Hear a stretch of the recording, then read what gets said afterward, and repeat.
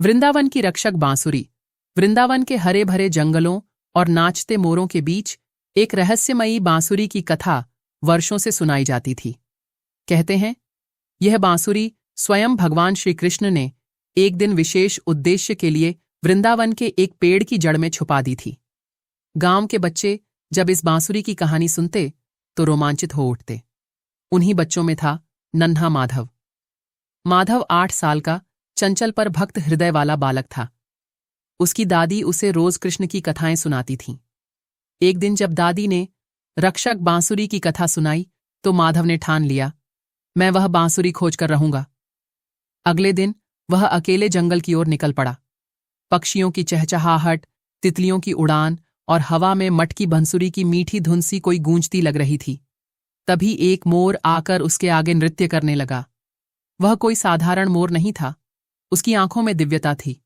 मोर बोला, हे बालक, तू उस बांसुरी की खोज में आया है जो केवल सच्चे हृदय वालों को मिलती है। क्या तुम तैयार हो परीक्षा के लिए?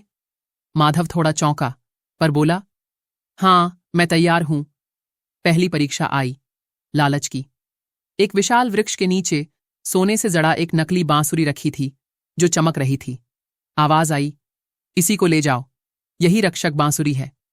पर माधव ने सोचा, भगवान श्री कृष्ण की बांसुरी सोने की नहीं हो सकती, वह तो साधारण दिखने वाली पर चमत्कारी होगी। और वह आगे बढ़ गया। दूसरी परीक्षा आई, डर की। अचानक एक विशाल सांप उसके रास्ते में आ गया, लेकिन माधव ने आंखें बंद करके गोविंद गोविंद का जप शुरू किया। तभी उस सांप का आकार एक हल्के धुएं में बदल गया और हवा में विलीन हो गया। मोर एक बार फिर प्रकट हुआ और मुस्कुराया।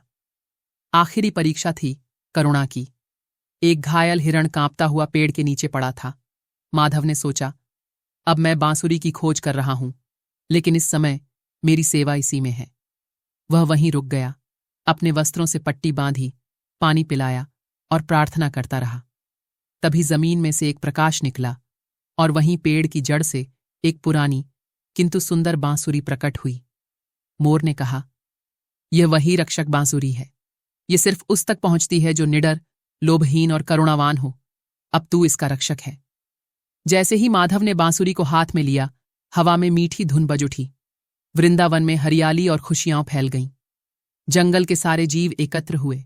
गायें, मोर, हिरण और पक्षी सबने मिलकर माधव का स्वागत किया। अब वह बांसुरी जब भी संकट आता स्वयं बज उठती और वृंदावन की रक्षा करती। कभी किसी बाघ को पीछे हटाना हो या नदी में आई बाढ़ को रोकना, यह बांसुरी चमत्कार कर देती। गांव वाले कहते, यह कृष्ण की कृपा है। उन्होंने एक सच्चे बालक को वृंदावन की रक्षा का उत्तराधिकारी बनाया है।